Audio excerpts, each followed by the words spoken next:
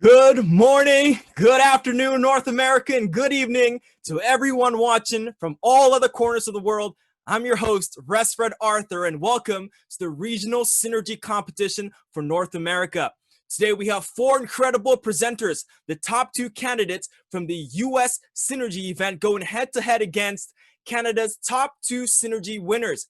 These are all incredible young people ready to share with you their ideas and their works towards making this world a better place. So stay tuned and stay till the end because you get to decide our North American Synergy champion who will go on to represent North America in the International Synergy competition. So before we move on, let's learn a little bit more about the organization hosting this Synergy event.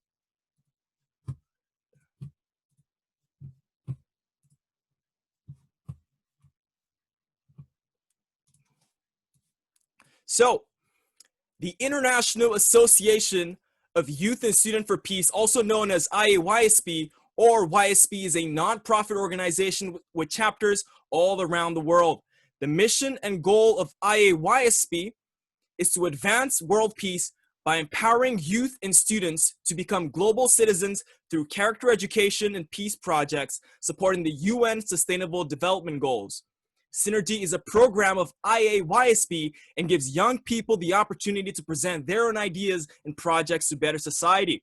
Today's Synergy event is being co-hosted by IAYSP USA, IAYSP Canada, and the Collegiate Association for the Research of Principle, also known as CARP. IAYSP was founded by Dr. Hak Jahan Moon, who is also known as Mother Moon. Dr. Hak Jahan and her late husband, Reverend Sun Myung Moon, dedicated their entire lives for the sake of creating peace and harmony worldwide, starting multiple organizations, businesses, and projects to help bring this about. IAYSP supports the United Nations Sustainable Development Goals. As explained on the UN's website, these 17 global goals are an urgent call for action by all countries, developed and developing in a global partnership. They recognize that ending poverty and other deprivations must go hand in hand with strategies that improve health and education, reduce inequality, and spur economic growth, all while tackling climate change and working to preserve our oceans and forests. We invite you to check out our website and become a member of our global family network so you can visit yspUSA.org to join this global family network. Now, for this Synergy event, we have something very exciting planned. Walking away today, we're going to have 4 winners, but 2 walking away with cash prizes. We have second place going home with $500 and first place going home with $1,000. There's more to discover through this, but that is the information we have for now. Now, before we begin, let us go with the ground rules. Everyone participating on the Facebook Live event, we'd like you to share and encourage each other in the live feed chat, but also please be considerate and respectful towards others when posting comments. Now, the general schedule for today, I'm going to introduce our guest judges. Then we're going to hold our presentations, our Synergy presentations given by our 4 different groups. Then we're going to vote on the presentation, so please stay tuned to get a link to vote on the presentations. We advise you watch the entire program in its entirety to be able to vote for who you think could best represent North America in the International Synergy competition. And after that, we have a presentation of the President's Volunteer Service Award recognition. So we are going to recognize a awardee who received the President's Volunteer Service Award. After which we're going to announce the results of today's Synergy event. So you can be excited for that. We're going to announce our top 4. Everyone's going to be announced, but we're going to announce who is eventually going to be advancing to represent North America in the International Synergy event. And after all that's over, we're going to hear closing remarks from our organization president, Milhan Stevens, and our guest judges. So now, without further ado, let me introduce our judges. So first up, we have Mrs. Alexa Fish Ward. She's a graduate of Georgetown University.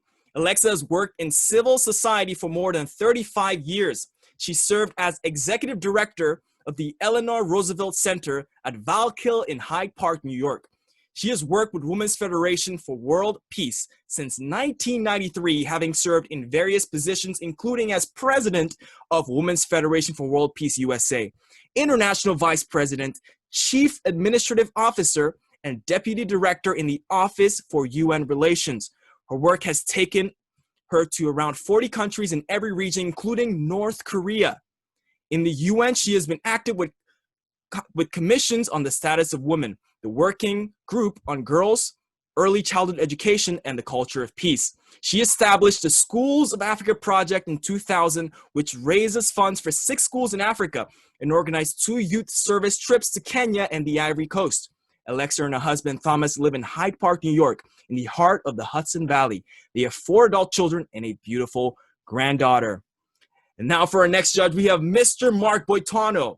Mr. Boitano served 16 years in the New Mexico State Senate until he term limited himself in 2012. He was the primary sponsor of the 1999 Charter Schools Act, which gives flexibility in governance, budgeting, and innovation to public charter schools. He introduced legislation to end taxing lightning and passed legislation to bring the legislature closer to citizens by bringing webcasting to the state Senate. One of the bills he's most proud of required the taxpayers to be thanked on every plaque or memorial honoring the elected officials who secure the funding. He co-chaired the Governor's Summits on Marriage, Parenting, and Family Strengthening in 2000 and 2002, which brought stakeholders together to discuss ways to create family-friendly policies. Mark is a frequent panelist on KNME's New Mexico, a TV channel, in Focus, and a contributor to the editorial page of the Albuquerque Journal. He and his wife, Corey, have 4 millennial children and recently welcomed their first grandchild. And last but definitely not least, our third judge for today, we have Miss Tarina Ahuja. If you watched the U.S. Synergy event, you would have noticed she was awarded the Youth Hero Award. So Tarina Ahuja is a freshman at Harvard College who cares deeply about social justice and civil rights issues. She's the co-founder and executive director of the nonprofit Young Khalsa Girls, a grassroots organization founded in 2012 with a mission of empowering young girls to serve their communities through selfless serving and advocacy. She's also the co-founder and president of the Greater Good Initiative, a youth-led, youth-run, and national policy think tank working to write and advocate for policy at the local, state, and federal levels in the sectors of economic, public health, education, civil rights, and environment.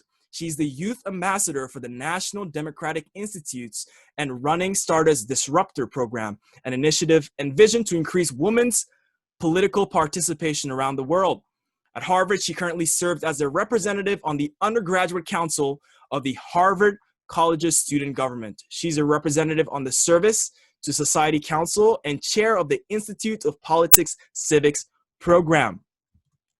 Now, ladies and gentlemen, on to our Synergy presentations for today. Just a brief background on what exactly Synergy means. Synergy is presentations where youth and young adults have a chance to share their own ideas through their words. The name Synergy comes from a combination of students, ideas, and energy. Energy and the power of students' ideas make a synergetic effect to make effective change in society and the world. So today we're holding our regional level Synergy competition. We have 4 presenters, top 2 from USA Synergy and the top 2 from Canada Synergy. And the theme of today's Synergy event is the role of youth in resolving conflicts and achieving the Sustainable Development Goals towards a peaceful world of interdependence, mutual prosperity, and universal values. But enough talk, you all came here to listen to our presenters. So I'd like to present to you our very first presenter from California State University in Long Beach, also a leader of the CARP College Club. Ladies and gentlemen, 23-year-old Kodai Abe.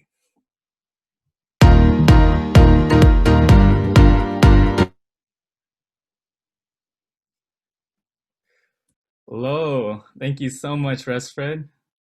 All right, hello, judges, YSP, and audience members.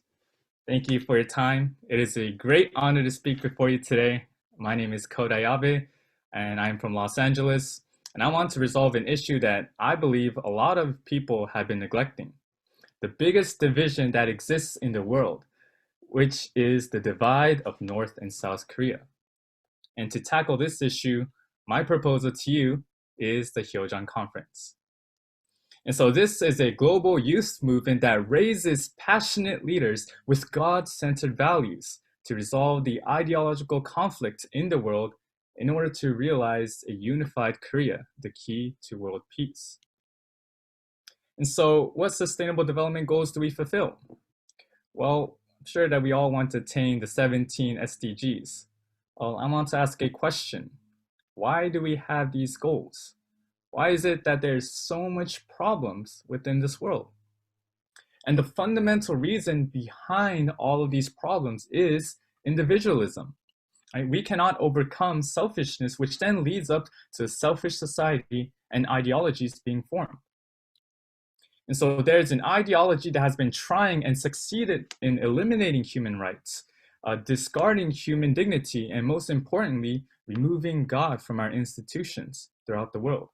And this ideology is communism. And so communism is based on atheism and materialism. And as a result of communist countries, there has been over 65 million people that were killed between the years 1917 and 2017.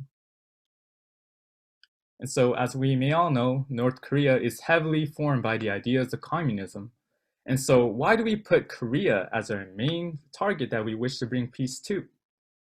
Well, it can be seen that the conflict between the various ideas, such as Hebraism, Hellenism, humanism, theologicalism, has materialized in the divided peninsula. And even within the case of the Korean War, right, we had 16 different nations that were comprised in the UN and had made efforts to make an end to this war. And so we can clearly see that this is a problem not just in Korea, but the world. And so therefore, Korea is a final endpoint of the confrontation of Godism and atheism and materialism. And so the unification of the Korean Peninsula is the key for relieving all sustainable development goals worldwide. And so recently, there may have been efforts to make peace between the two Korean leaders, but the tension in the peninsula still continues. Right? People in this country are still poor. They're still feeding off grass, surviving off eating tree bark. And so why is it that we still see this problem and tension? Right? Has any one of us sought the reunification of North and South Korea to be our primary goal? And why are we trying to make this as an end goal when we know that this is a huge issue? Well, we believe that a lot of people are ignorant to this matter. And so in order to bring reunification in the Korean Peninsula and bring world peace in our hands, first, we need to raise awareness and make the movement with passionate youth who can become peace-loving global citizens. And we want people to feel that after close to 80 years of this division going on, that it is finally time to stand up together and make a difference. So now I want to bring factual evidence to show how ignorant we are to the situation. And so according to Newsweek Japan, there was a survey conducted to South Koreans and was asked if they wanted a unified Korea or if they wish for Korea to stay divided. Well, 26.3% of the South Koreans wished for unification, while 54.9% said that things are okay the way they are right now, that they wish to stay divided.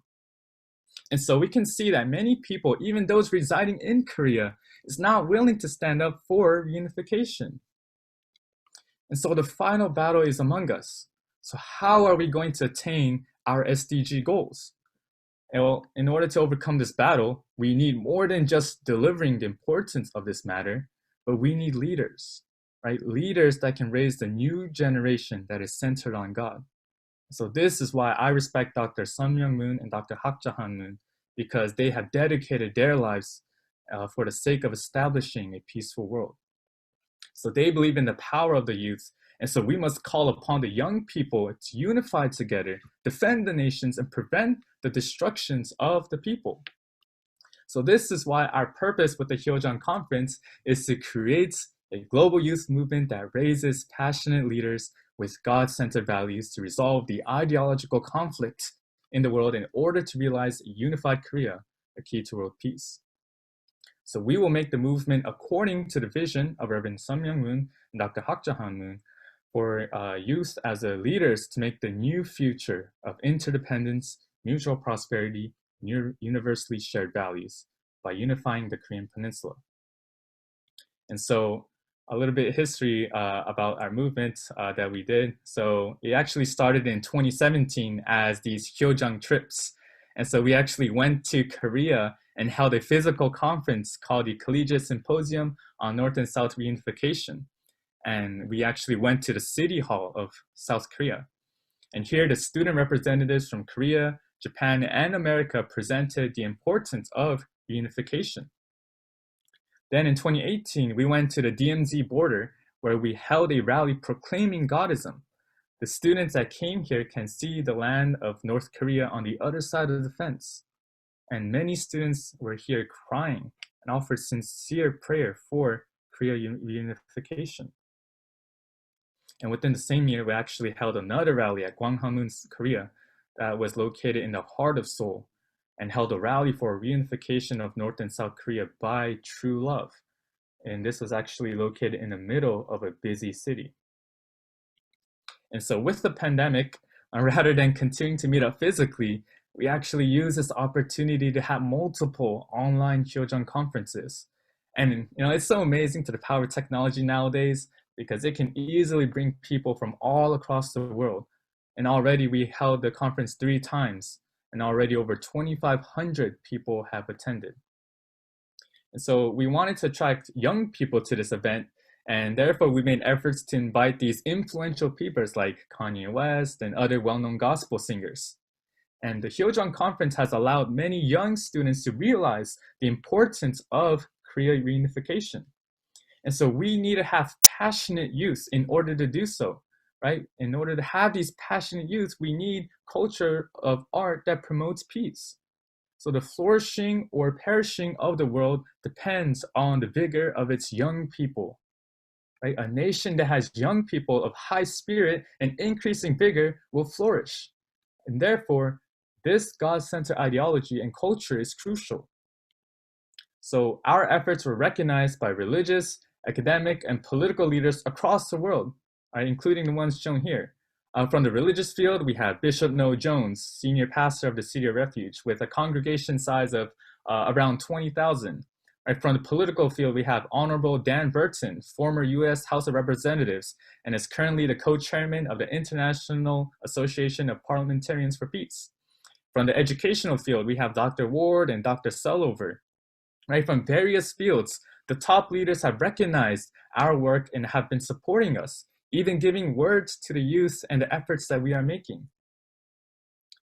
And so our plans for the future is to have a 4th Hyojang conference this January, as well as going to Korea to have our physical conference next summer if the situation allows. So in the end, I'd like to just say one more word.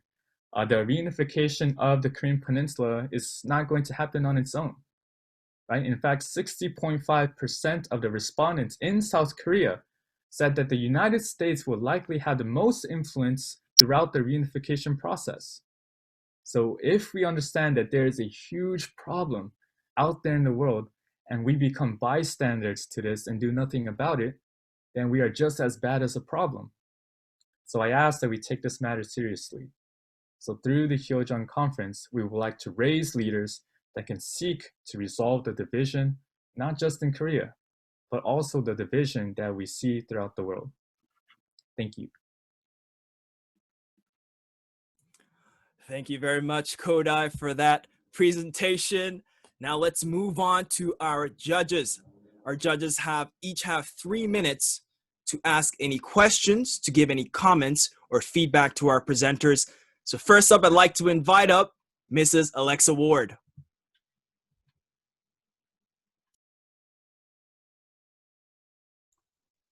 Thank you. Thank you, Kodai. That was very, very well done, very inspirational. The question I would have is, beyond the notion of raising up young leaders, beyond bringing them to conferences and to trips in Korea, how do you see that work actually influencing the effort to unify the Korean Peninsula? Yes, and so actually, I feel like through the influences of the young people, right, then the top leaders, within, whether just in the United States or within South Korea, they can actually feel more motivated, right? The young people actually in 2019, we actually went to visit congressmen and women and try to talk to them and seek their opinions. We can clearly see that they even also actually supported our movements and initiations that we do and actually realize the very importance of it. And so if we can also have that similar process within even South Korea, right? Even reaching out to the top political field individuals, educational, and all these different branches, and we can slowly start to see a shift in recognizing the importance of this and start to take measures in that way. Thank you. Thank you very much. Thank you, Mrs. Alexa Ward. Let's move on to Mr. Mark Boitano. Yeah, thank you, Kodai. I loved your energy and your inspiration, and I thought your slides were spectacular. The whole point about the majority of Koreans not being in favor of unification, big thing, right? And you talked about raising awareness, but I don't know if you really went deep enough into how that's going to happen. So on the one side, you talked about we need a new youth movement, and then you kind of segued into the history of our movement. And the result of that was a lot of old people like me, pictures of old people like me. And I thought it would have been really nice to talk about the partnership between the youth and the older generation, what the older generation and the history of the movement brings to the table, and then talk about what younger people bring to the table, because I think it takes partnerships in order to accomplish that. Yeah, overall, good presentation. Don't really have any questions, but yeah, feel like it's important to talk about that partnership, that intergenerational partnership, because I think it's huge. Older people bring wisdom, experience, and history. Young people bring innovation, energy, new ideas, and I really like those partnerships. But thank you. Thank you. Thank you very much, Mr. Mark Boitano, for your comment and insight and feedback to Kodai. Now let's move on to our third judge, Miss Tarina Ahuja. Yeah, thank you so much, Kodai. It was an incredible presentation, and I really loved hearing about, the different segues, the different aspects of the problem. So thank you for providing both, the idea and also the history. One thing that I wanted to ask you is kind of similar to a past question, but you touched on this a little bit, but what do you see as the timeline for young people putting pressure and trying to hold government officials accountable? How do you see that manifesting? What's your idea of what that timeline is going to look like? Because you're right, young people have so much power, and Mr. Boitano is incredibly right. You need that intergenerational solidarity. So I'd love to hear what you think the timeline is. Yeah, thank you. So yeah, definitely, I'd like to a little bit touch on what Mr. Mark Boitano mentioned. Yeah, we are definitely engaging with the different older generations as well, definitely receiving encouragement and wisdom, like was presented towards the end slide. And in terms of the timeline, this is a roughly new, new initiative.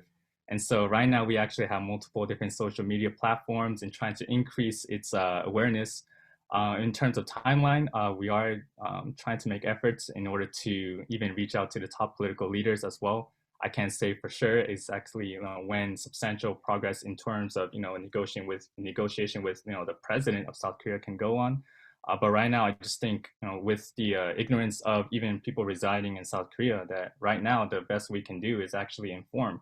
Right? Inform the even people residing in South Korea to actually change their opinion slowly but surely.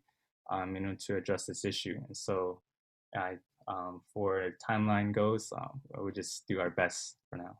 Yeah, no, that makes a lot of sense. And the other question I had is, do you have a lot of contact and partnership and solidarity with young people in South Korea? Because, there are some things that you have to live to experience. And so what does that partnership look like between you and the students in South Korea? Yeah, we actually do.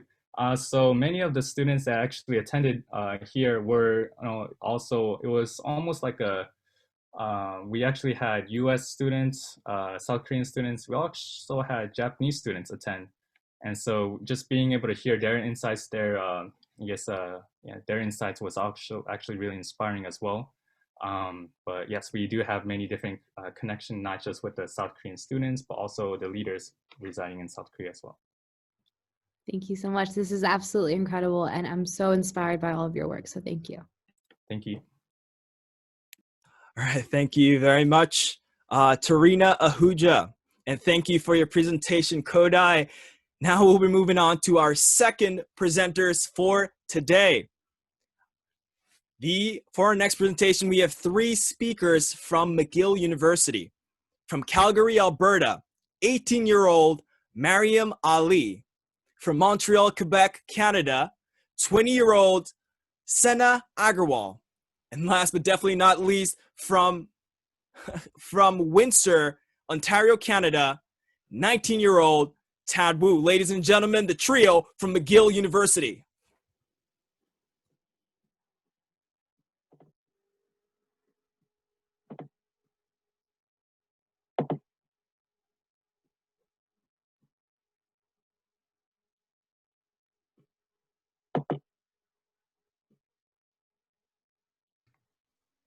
Well, hello everyone. My name is Mario.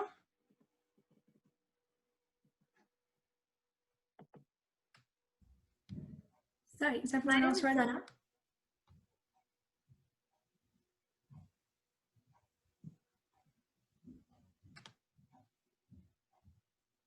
All right, so we're ready to begin. Hello, my name is Miriam.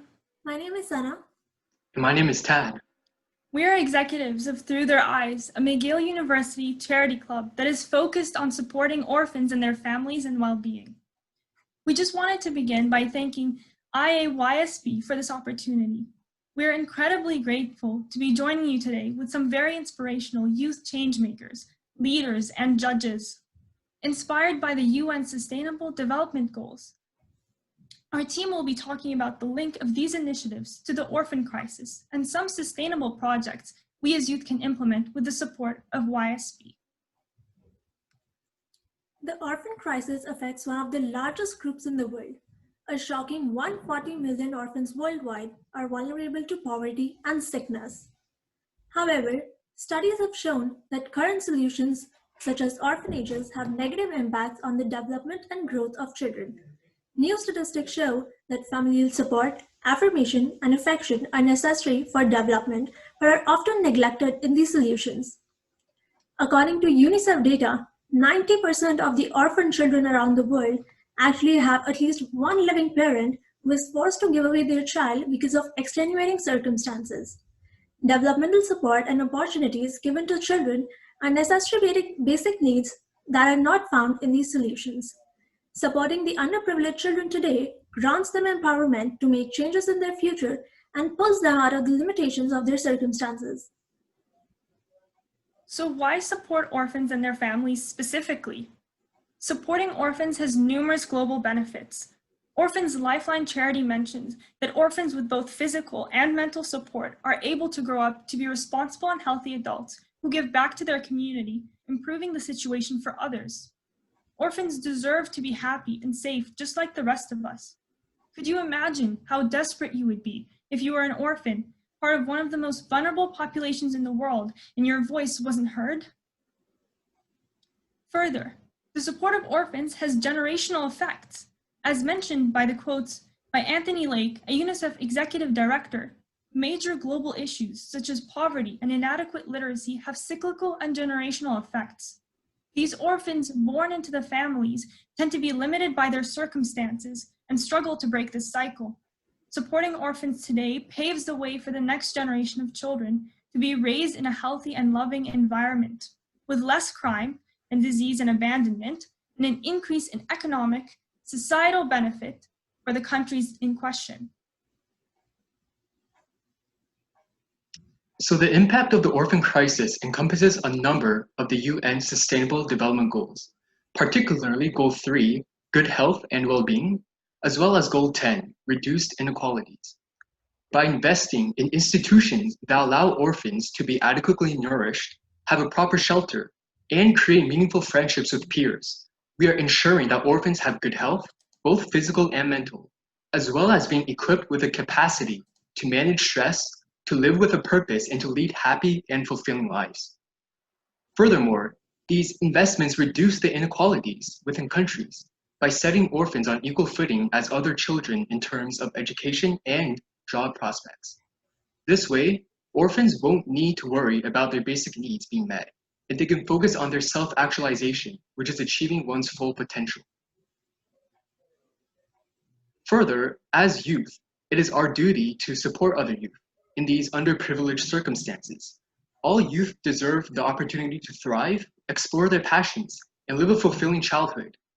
Focusing on these main SDGs and working towards the support of families and their children is of utmost priority as youth. Remember that whenever you're in a position to help someone, help them and be glad. Because of the lack of food, money, and other resources, families feel obligated to give up their child to an orphanage. A quote from a parent says that if my child is in an orphanage, at least they'll eat, at least they'll have a chance to go to school, at least they'll have a chance at life. Parents often feel unqualified to take care of their children when they lack quality education or a stable job, believing that they have no other option than to surrender their child because of their extenuating circumstances. Addressing these goals of ensuring the well-being and development of children through the support and strengthening of families, our project will have a snowball effect, improving life for families and reducing the devastating impact and extent of the orphan crisis. Furthermore, research has shown that current solutions such as large orphanages, they prove to be unsustainable. Hence, we are proposing to solve the orphan crisis through the support of parents and families to reduce the abandonment of orphans due to poverty, lack of a job, or health and safety reasons. So what will we do with the grant funds? We will begin by working with established nonprofit organizations to get our projects some more support and greater impact. SOS Children's Villages Canada is an example. SOS has family strengthening programs that include supporting skills training, small business and micro enterprise initiatives, and community development programs. These projects align with our goals and plans to support families with resources to protect and care for their children. Further, we will ensure the grant funds will go towards reducing discrimination in terms of the accessibility of care within the orphan population, ensuring proper resources for girls, children with disability, and minority ethnic groups. A specific project in our minds, as an example, is the Gunjala Early Child Development Project in Uganda with SOS Children's Villages. So one might ask, why did we specifically choose Uganda? That's because the statistics show that 81 children in Uganda are orphaned every day. That's about 1 every 20 minutes. Currently, at least 1 in every 4 Ugandan households has an orphan. Every 30 minutes, an orphan ages out of the system, entering the world without a family, a source of income, and in most cases, without enough education to gain employment. Nearly 9% of the orphans who age out of the system eventually commit suicide. The SOS Children's Villages early childhood development programs help to promote the development of social skills, intelligence, language, and creativity during the most important developmental stages of life. These efforts work to support families and their children, especially when the orphans age out and enter society. With intervention, we can help orphan populations contribute to their families and to the betterment of the country as a whole. In terms of the team that you'll be supporting, we will briefly tell you about the work that we do at Through Their Eyes. So first of all, at Through Their Eyes, we strive to care for and spread awareness of the plight of orphans all over the world through the generous support of McGill students, alumni, and friends.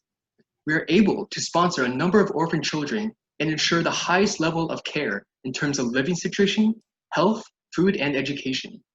Further, we help spread awareness through seminars and conferences, providing insights to students and help prioritize their giving. Last year, we held a conference by inviting professors who are experts in their fields about the elements that contribute to the foundations of well-being, educating students and young professionals about the societal issues of literacy, corruption, and the impact of these issues on the vulnerable orphan population.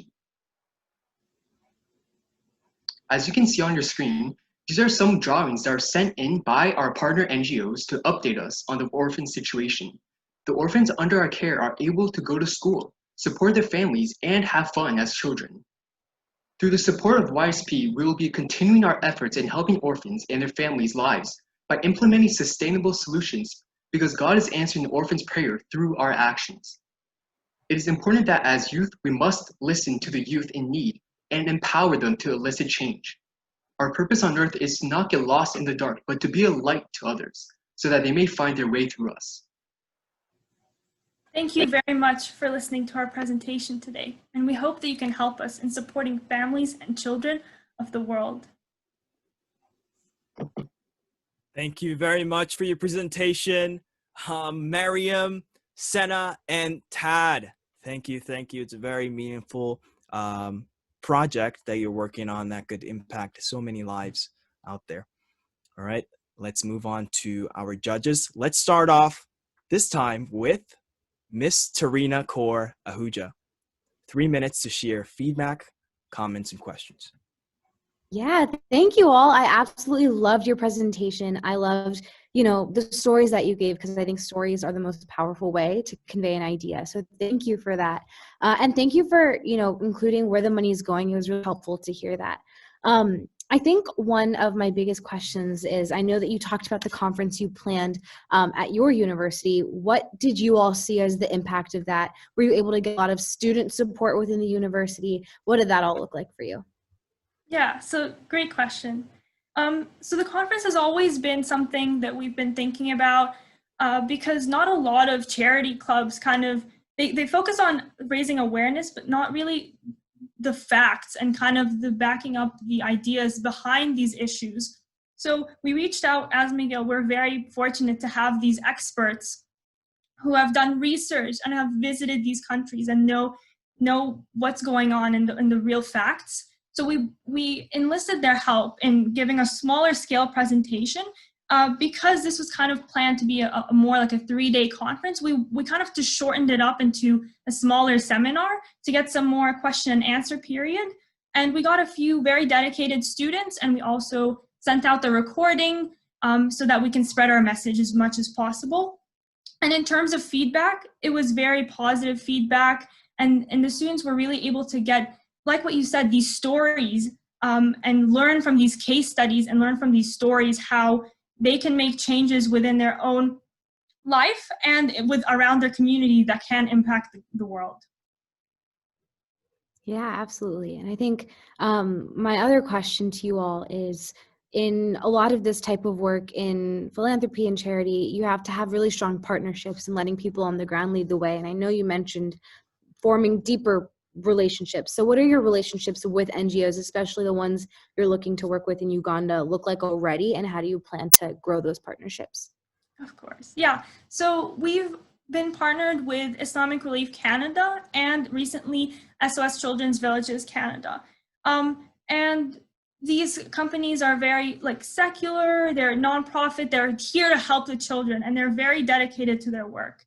And last year, for my executive position, we actually had a speaker who was a volunteer in one of these villages for SOS Children's Canada, and we learned a lot about, and we formed that bond, and we also learned a lot about where the funds go towards and how passionate these volunteers are. And before partnering with a nonprofit organization, it's really important to form that relationship. And SOS, we mentioned them because we already have that relationship ever since last year and our events last year when we invited them as speakers. So that's definitely a really good first step, and that's definitely what our first step would be going forward. Thank you all so much. You all are incredible, and keep on doing the amazing work that you already do. Thank you so much. Thank you very much. Thank you, Miss Tarina Ahuja. Now let's move on to Mr. Mark Boitano for any feedback, comments, or questions.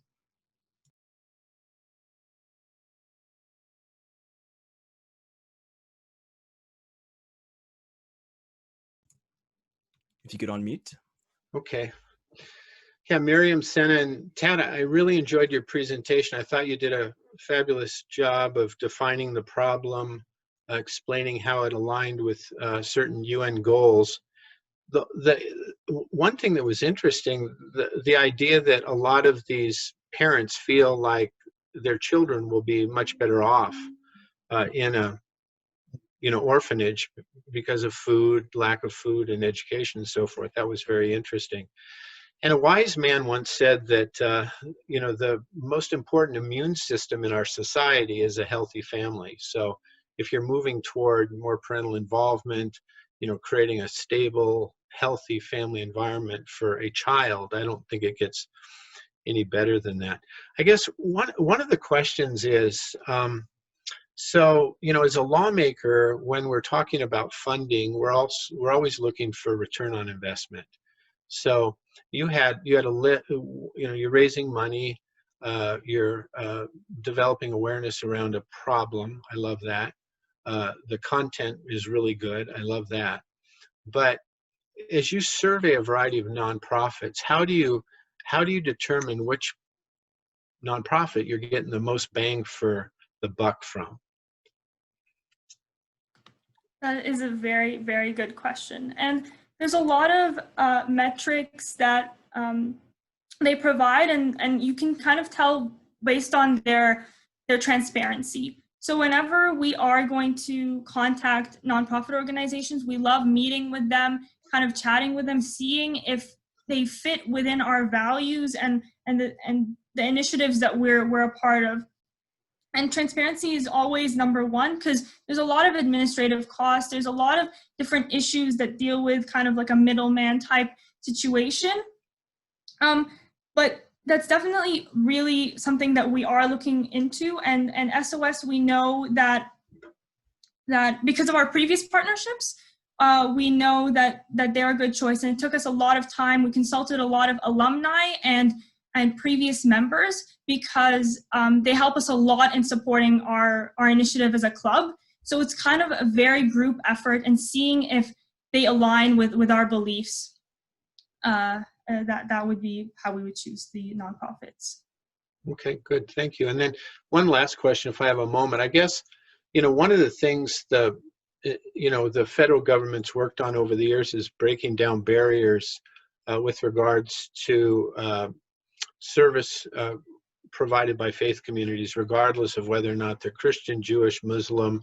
The Scientologists actually have a lot of anti-drug programs that have been shown to be successful. So do you guys internally at McGill, do you guys have a viewpoint about staying away from groups that provide faith services? Are you open to faith services that have a reasonable ROI, return on investment? We're definitely very open, and we're open to not just faith groups. We're open to other charity groups and partnering with other groups around McGill. And McGill, the thing about McGill University is that it brings people from international backgrounds and brings people from different perspectives and different insights. So I think partnering with faith groups, with other charity groups, with student governance groups to spread these messages for youth is a great step for us, not to only get exposure, but to just build these relationships and these meaningful relationships with our students and with our peers. Good. Well, thank you. Thank you so much.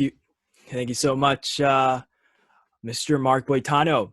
Now on to Mrs. Alexa Ward. Yeah, I was very touched by this too.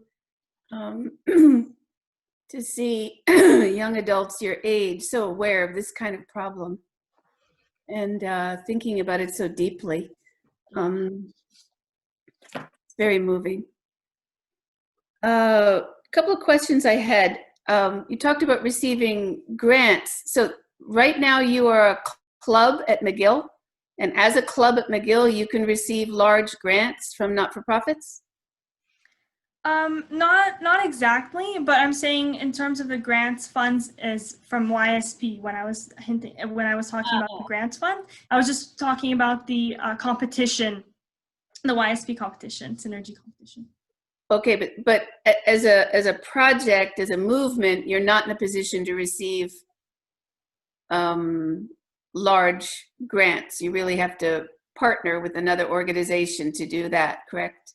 Yeah, we partner with organizations, but not only that, we enlist the help of other McGill students and alumni and friends to contribute to our donations and our causes, because the events that we put on are kind of like relationship building events. They're more casual or pledge-based events, and they're all contributing to raising these funds for these partner nonprofit organizations. So that's what we do at McGill University. Okay, great. And when was this established at McGill? What year? Yeah, this was established in around 2016, and it stemmed actually from the Muslim Students Association, but they wanted to make kind of like a non-religious charity club that's just devoted to helping orphans and helping those vulnerable populations, just to have a sense and have the opportunity to be children and have the opportunity to grow. So that's where it stemmed from. Yeah, it's so moving. One thing I thought of, I would encourage you in your presentations to have short video clips of people who've actually benefited from it. Even in a presentation like the one you did, you know, if you had a mother, if you had a grandmother speak about how their life was actually changed because of this, and then they kept a child that they were thinking they might have to let go, that kind of real life moment would just melt people so much, right? I would encourage that. And so you spoke about Islamic Relief Canada, SOS Relief Canada. I think with this kind of idea, you should really begin to look for international organizations with a real international reach who can begin to appreciate this, because this is just a remarkable idea. So congratulations to all of you. Thank you so much, and definitely be listening to all your feedback. Thank you so much, Miss Alexa Ward. And thank you to the trio from McGill University. You guys get extra points for that unity in your virtual backgrounds. Okay, everyone, now on to our third speakers for today. We have from Pennsylvania, 22-year-old Sunmi Iwasaki, and from New York City, New York, 20-year-old Stephanie Diaz. Ladies and gentlemen, Sunmi Iwasaki and Stephanie Diaz.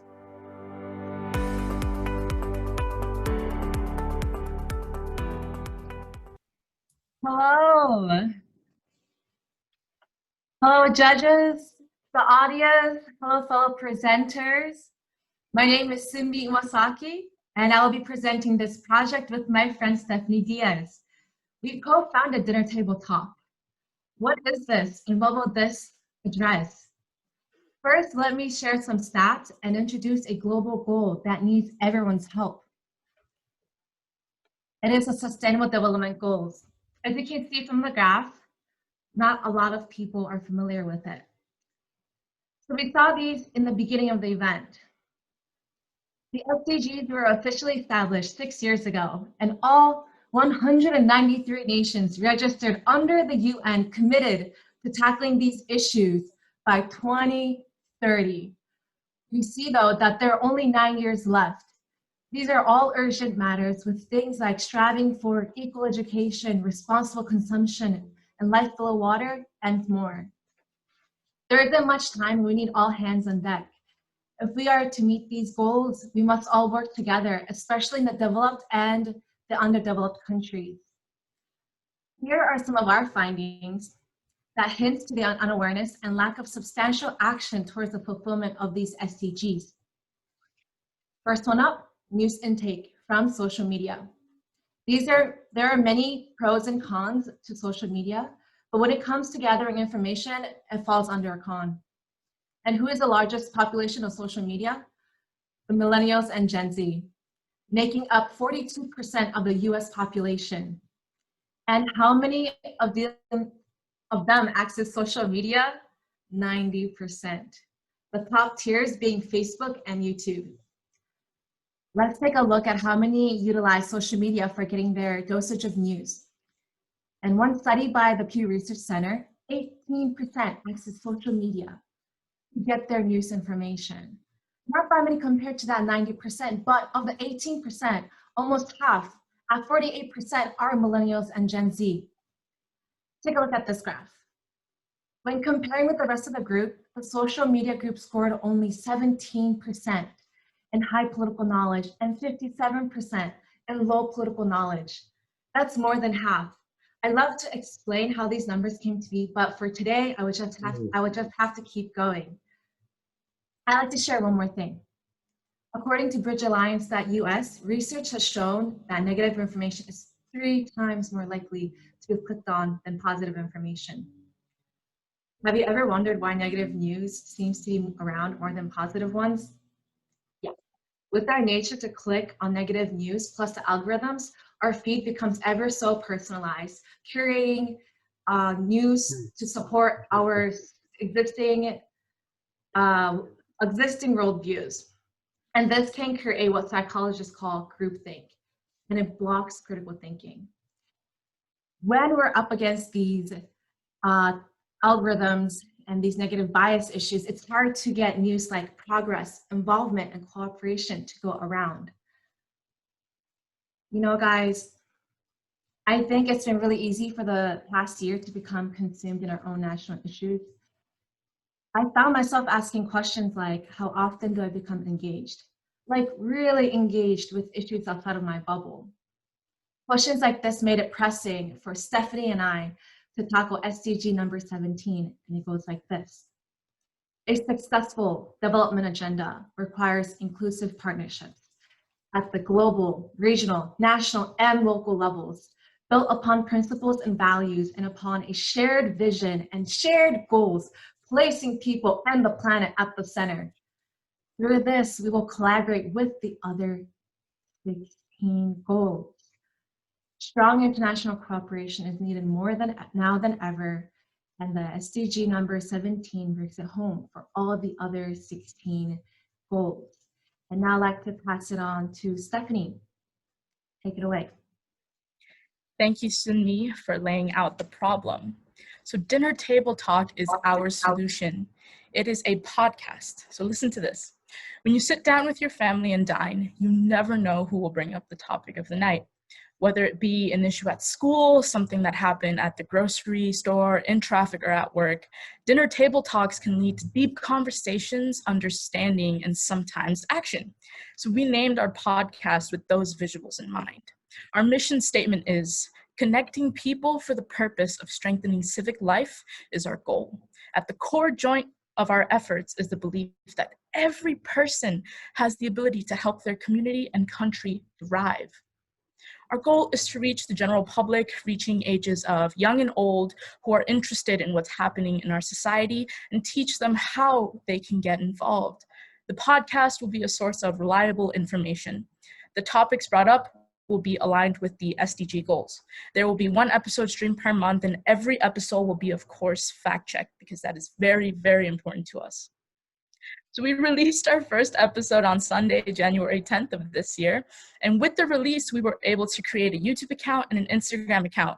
Just in 1 week, we gained 180 Instagram followers and 60 YouTube subscribers. So we're gonna work on increasing that, obviously.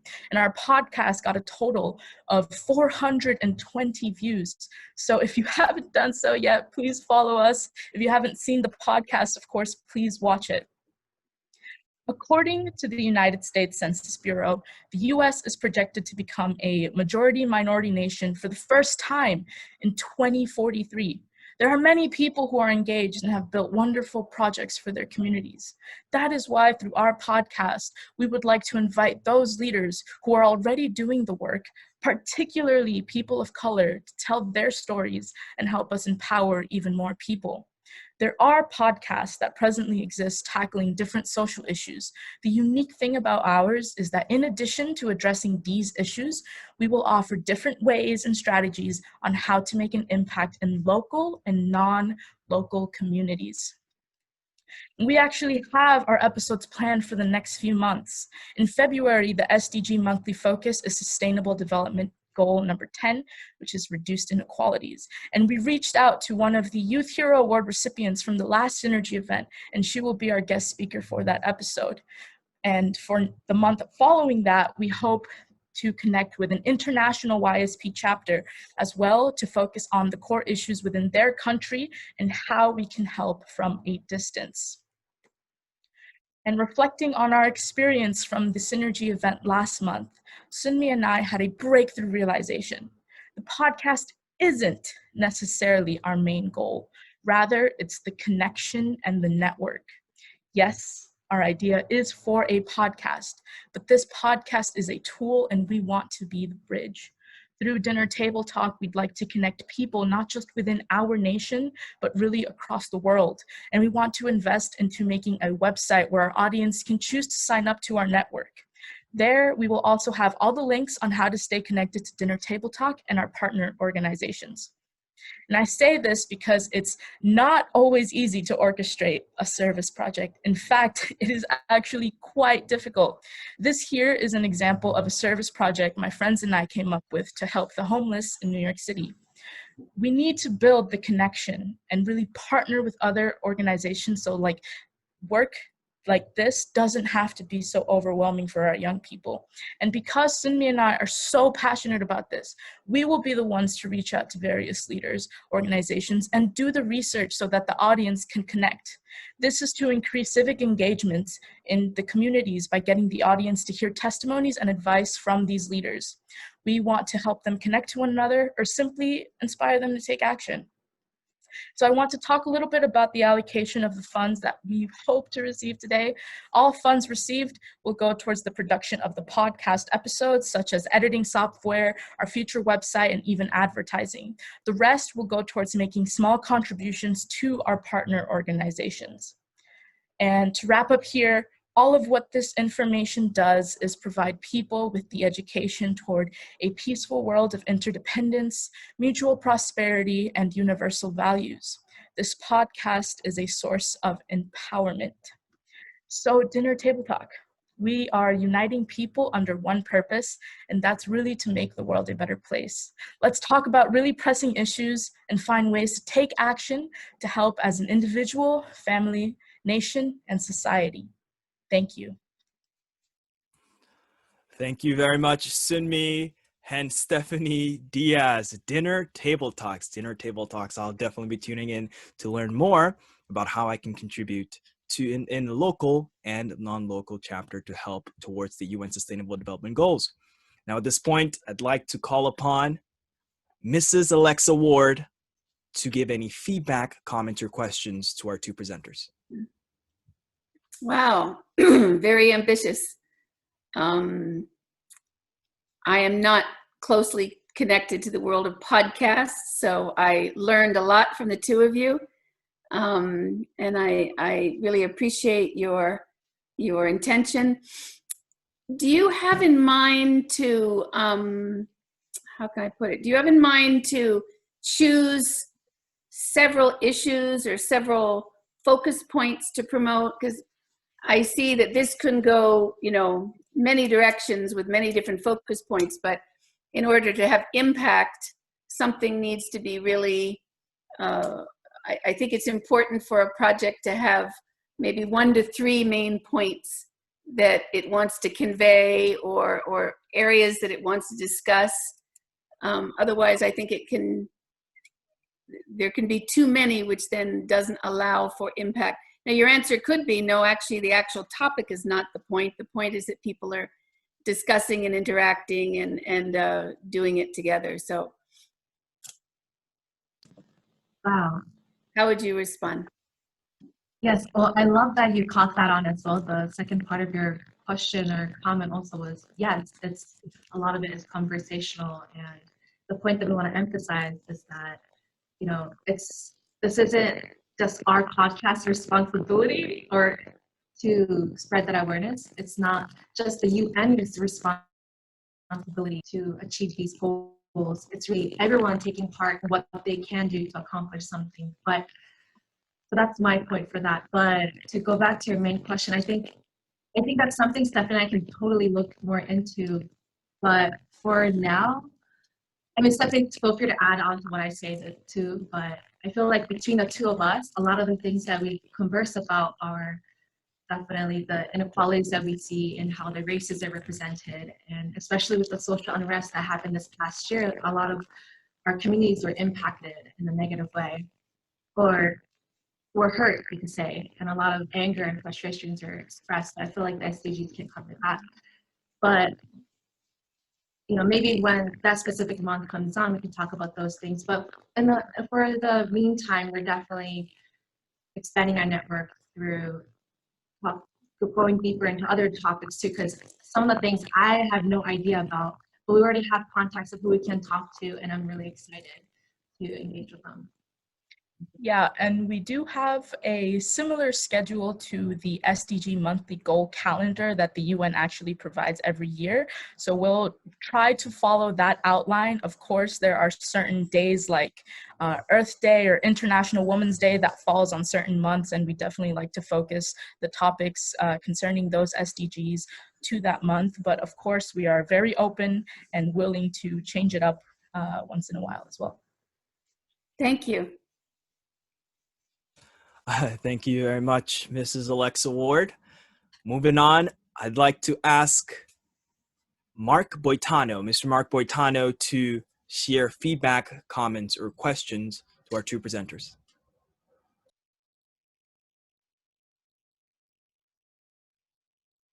Please unmute yourself. Ladies, good afternoon. Yeah, interesting. The whole thing about those that absorb social media have a low political IQ, and the algorithms, push out similar kinds of content over and over again. Fascinating. I hadn't thought about that, so that was insightful for me. I was a little, and I like the fact that you're focusing on one goal. I think sometimes people look at these goals and it's like, whoa, it's like such a big picture. And you guys are focusing on one goal, partnerships. And I'm a big fan of partnerships in business, in politics, in life, especially intergenerational partnerships. And I saw a piece of that in your presentation. I'm a little bit confused though, so help me here. So when I read about dinner table talk, I thought maybe you hit a home run in terms of where the action begins. Because I think a lot of people, it's like, oh, I'm trying to pay my rent, and, I'm trying to take care of my kids, and I don't have time to do big picture things. But around your dinner table, you can talk about things, discuss, and do, and, maybe come up with a plan of action. But I guess that's the name of your podcast, and the whole idea is to bring in people to talk about different projects. Is that the goal, or is it to encourage like dinner table discussion within the home? If I may answer first, Simi. So with dinner table talk, it's a very family friendly name, we'd say, and we of course want to encourage these conversations to take place at home, but we also are hoping that young people, we know that certain topics are very sensitive for a lot of people to talk about, and really through this podcast we want to be able to have that space to have these difficult conversations for people to grow and learn together as we're growing and learning together. So I really feel with dinner table talk that's definitely what we want to do, as well as partner with different organizations and invite them and give them that platform to share about their projects and what we can do to help as well. And Sydney, please, if you'd like to add something to that. Well, and I think that's not something we didn't say in the presentation, but something that came up during our research too is that our generation. Do you guys hear me okay? It's kind of, you sound like you're underwater. Okay. Well, I'm gonna attempt it, but our generation, those who are around right now, we're seen as a very empathetic generation, and so through talking it out, as if in a format of like a dinner table, as if we are all collaborating together, cooperating, working together. I feel like, yeah, basically what Stephanie said, you know, it can lead to like sensitive topics in a comfortable environment, safe environment, and hopefully lead to action. Okay, good. Thank you. Just one last question. So, you know, in my mind, you know, in our effort to avoid conflict, we don't talk about the things that are really important in life. We don't talk about marriage and family. We don't talk about religion. We don't talk about politics, right? Because those are the areas where there's a lot of tension and can grow into conflict. So, and I think certain skills need to be taught to enable people to negotiate those topics because they are really, really important. I think that's one of the problems in our culture right now. We do not listen to each other. You know, we want to convince people that I'm right and you're wrong. But is there any content you guys are considering that teaches people skills to listen, acknowledge, and to really understand the story behind those that that they oppose or that think differently than they do? You want to take this one, Stephanie? Yes, I can. So one of the SDGs is actually good health and well-being. And we haven't sat down to plan that episode just yet since it is a few months away. But our approach to it is, you know, mental health awareness has risen within the past couple of years, actually. And conversations that are difficult to talk about fall under that because it affects people, whether positively or negatively. Not everyone has similar experiences when it comes to family, the way that one is raised up, right? And so through that, we want to offer the space to actually talk about it, right? And for people to who have similar experiences, like, oh yeah, you know, I'm not the only one that's going through something like this, right? So really, we want to encourage people to talk about the difficult things, you know, as difficult as they are. We're living in a time where we really need to listen to one another, because if we do not, then there will not be an opportunity to unite. And if we can't unite, then really how can we move forward, right? So it's really about having this safe space to listen to one another. Good. Okay, thank you, ladies. Thank you. Thank you very much, Mark Boitano. Now, once again, remember, it's 3 minutes of discussion. So let's move on to our third judge, Tarina Kaur Ahuja. Hi, y'all. I thought that was absolutely incredible. I loved your energy and passion, your slides.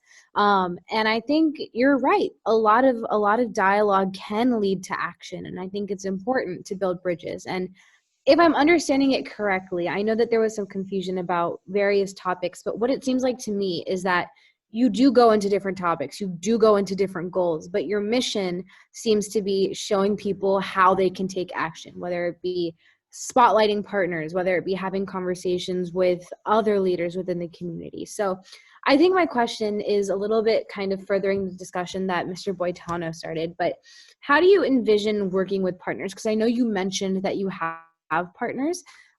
So what does your relationship with them look like, you know, beyond the podcast itself?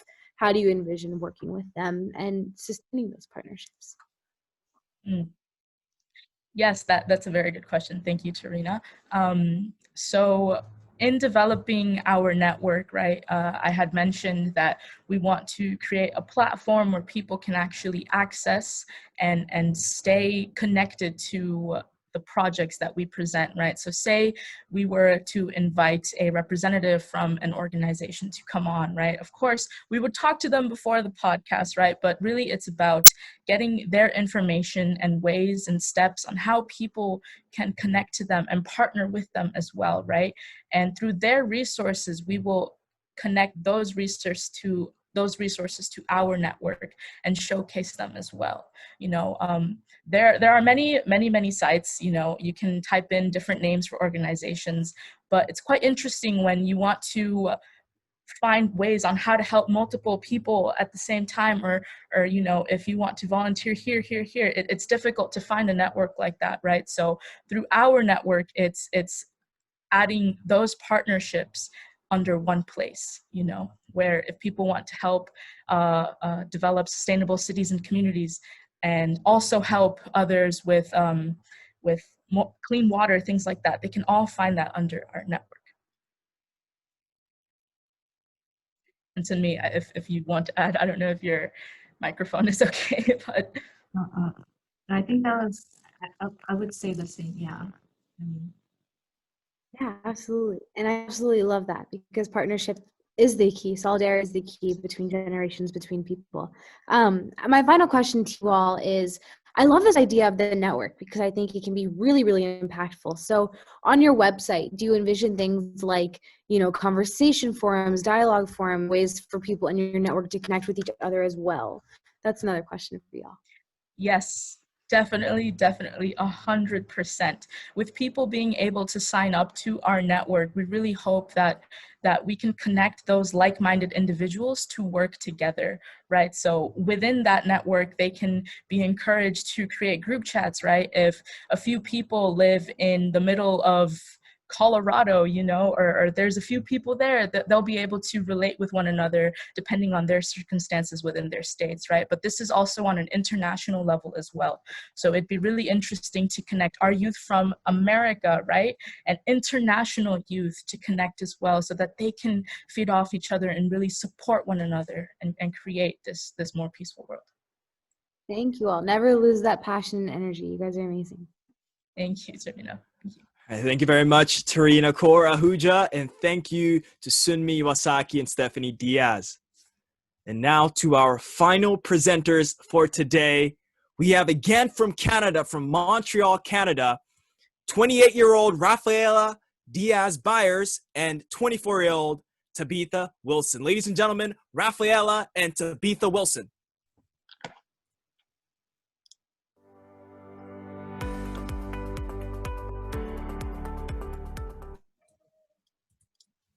Hi, everybody.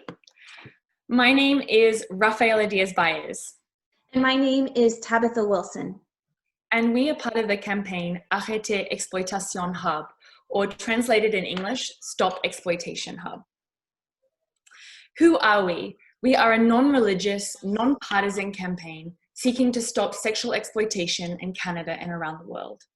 We're based in Montreal, and we aim to raise awareness of the hosting and profiting of non-consensual porn, of trafficking, child sex abuse, and rape occurring on MindGeek's pornographic website, Pornhub. We seek to fight for justice and equality for every human being, and those who have been used as a commodity by MindGeek and Pornhub. So who is MindGeek? Well, MindGeek is a Montreal-founded tech company that owns and manages the pornographic website called Pornhub. They not only own popular porn sites, Pornhub, as I mentioned, being the most popular, but also film studios and production companies within the pornographic industry. Pornhub is the self-proclaimed most popular porn site in the world. In 2019, there was an average of 2.8 hours of content uploaded to Pornhub every minute. And videos on Pornhub are user-generated. So this means that any verified user can record a video on their phone, on their laptop, and upload it to Pornhub.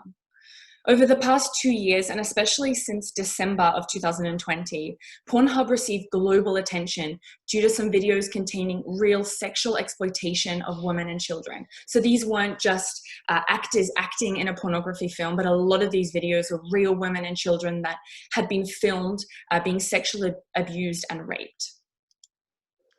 No matter where you get your news from, whether it be on Facebook or whether it be through the normal conventional channels, you have for sure heard about some of these cases, as it's been just all over the news. So I'm not going to go into deep conversation about any of these cases, as I'm sure that you have heard of many of them. I would like to briefly mention, though, a 14-year-old girl, Rose Kalemba, who was raped, and her rape was unfortunately uploaded onto Pornhub. And Rose, as soon as she found this out, tried to contact Pornhub many times over a period of 6 months to have these videos taken down. She let them know that this was not consensual and that this was an actual rape. However, unfortunately, she never heard back from Pornhub. So out of a state of complete desperation, Rose decided to pose as a lawyer, created a fictitious email account, and sent an email to Pornhub threatening legal action if they didn't take this content, this illicit rape content, down. And much to my surprise, as I read this article, within 48 hours, the videos of this rape had completely disappeared from Pornhub's website.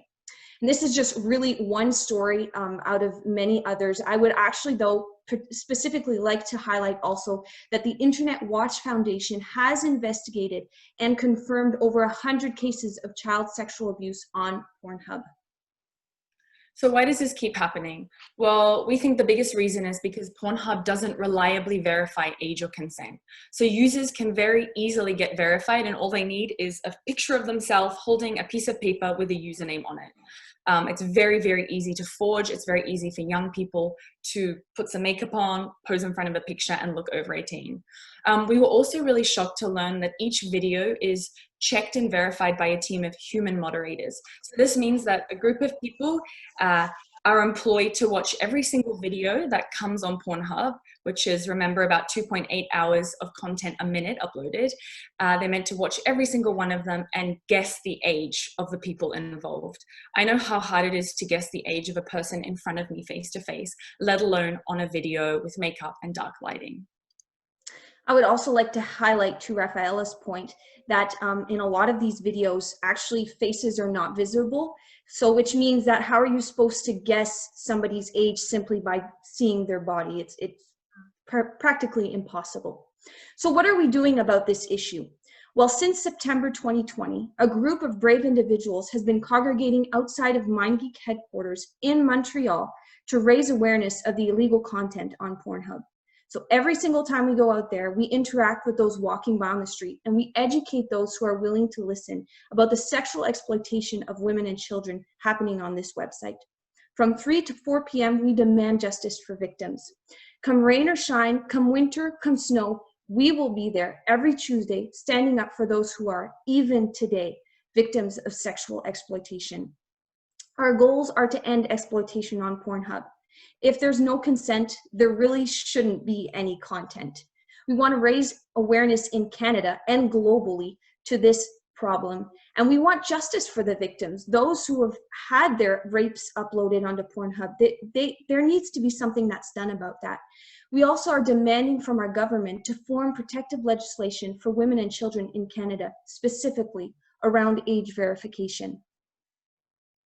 Any money that we would get toward our movement, Arrêtez Exploitation Hub, would be used in many different areas. I'm going to highlight just a few today. The first and foremost would be bilingual and durable posters. So we are located in Montreal, and so that means that there is a very big French population. So it's essential that we have all materials in English and in French.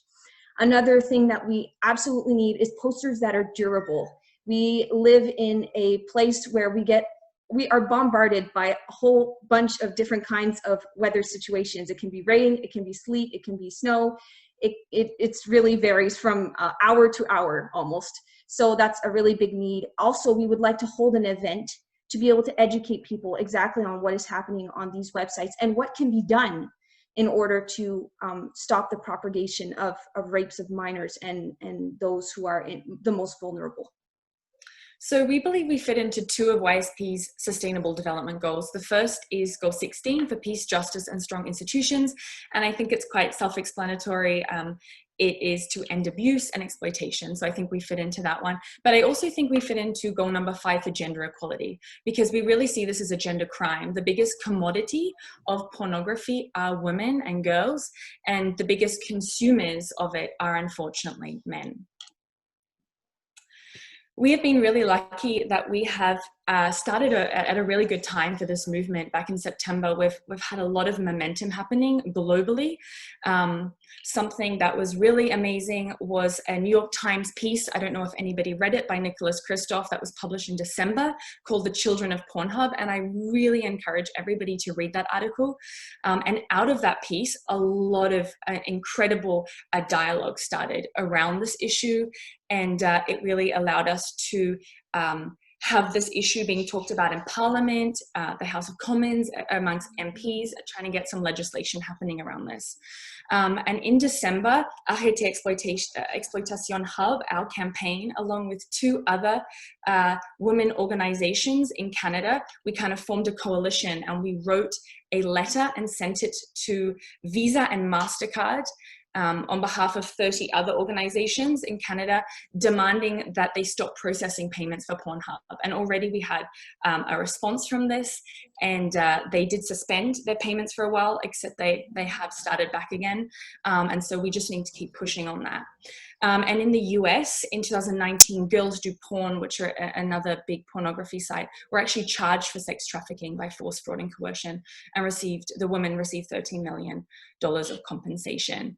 So already you see talks and things happening globally. We've also been able to form some strong connections with some renowned organizations around the world.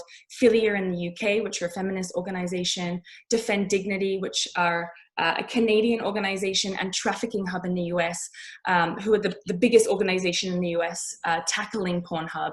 And they have an incredible petition that I would really encourage you guys to sign. So we hope that you can agree with us that sexual exploitation is wrong and it should be eradicated.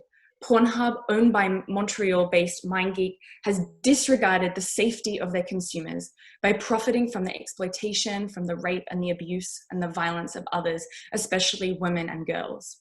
As young women, Tabitha and I are passionate about this movement, and we ask you to support us in protecting fellow human beings around the world, because we need your help. Thank you. Thank you. Thank you very much, Rafaela and Tabitha, for that presentation. It's very sad to see this happening, but really happy that you keep pushing for this and have already seen change happening with your work. Thank you very much. So now on to our judges. I'd like to first ask Mark Boitano to give his comments, feedback, and questions.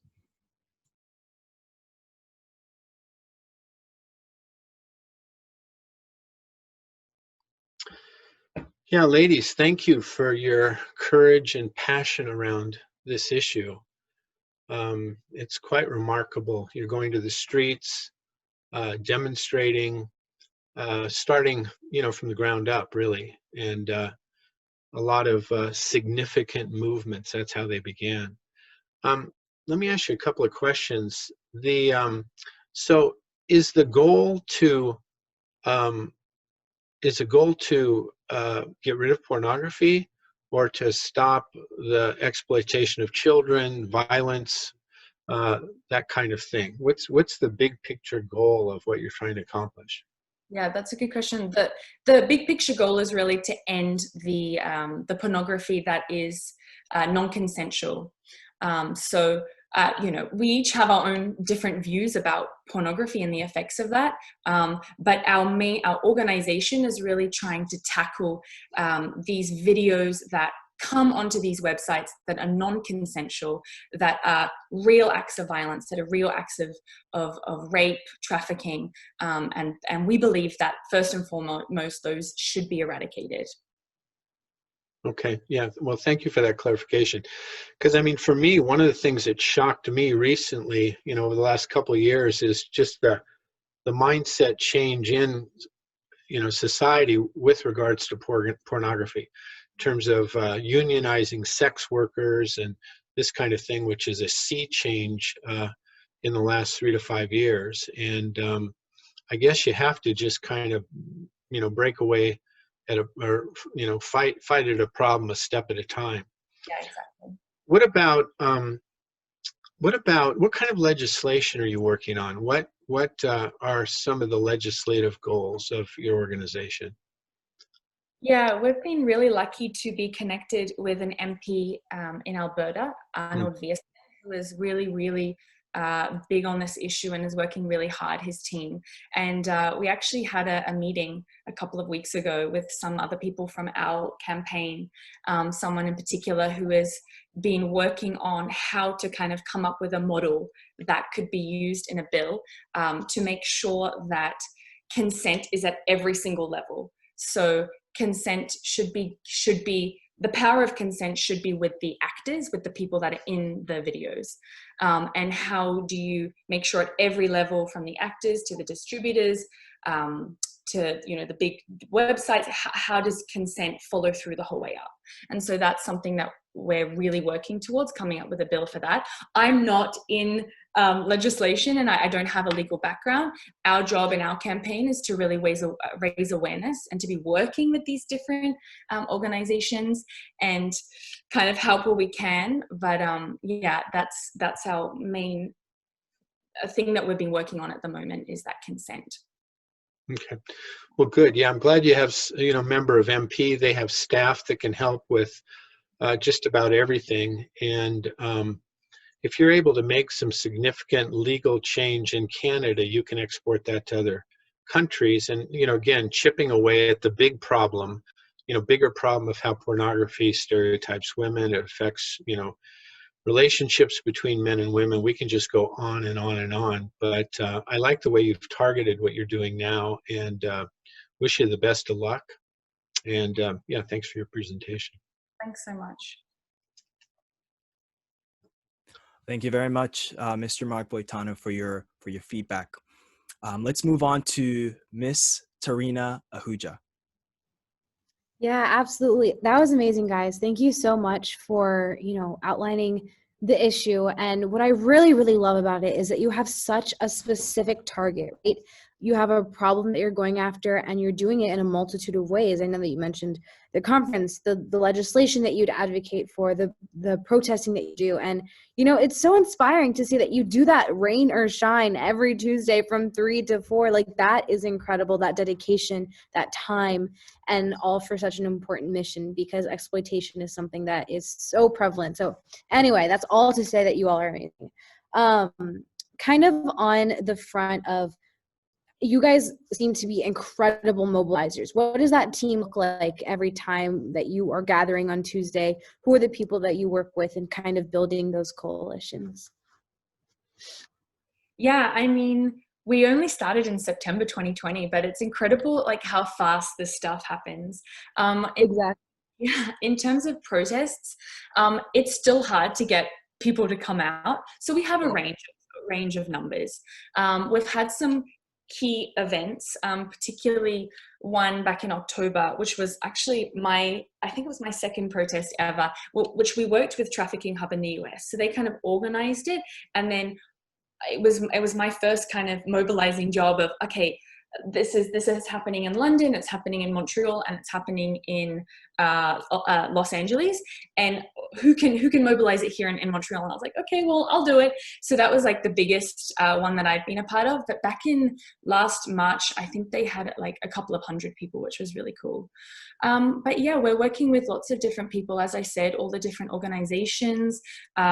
It's important for us to work with religious, non-religious, people in parliament, people just every day. I think it's so important. I love this idea of like, you have the Goliath of the problem and then all these ropes attached, and like just all the ropes are the things that pull the Goliath down. And I think it's the grassroots, it's the legislation level, it's all these levels. And if we're all working together, like just if we're all being annoying enough, this problem should fall and come down. I absolutely love that, because something that I always think about is the synergy of change comes from bottom up and top down, meeting in the middle. That synergy, kind of branding today. But yeah, so absolutely incredible. I do a lot of policy work, especially youth-led policy work. So reach out to me if you ever need anything on the policy front. I'm happy to help. But you are amazing. Thank you so much. Amazing. Just to add to Just to add to Rafaela's point, Tarina, what I have noticed with this movement is there are already a lot of people who have this issue at heart, and they just needed a channel or a connector. And I find that Arrêtez Exploitation Hub has been that, where there's been different people who have seen our movement and who have reached out to us and said, oh, I've been wanting to do this concerning this issue, but I didn't know where to go or who to work with.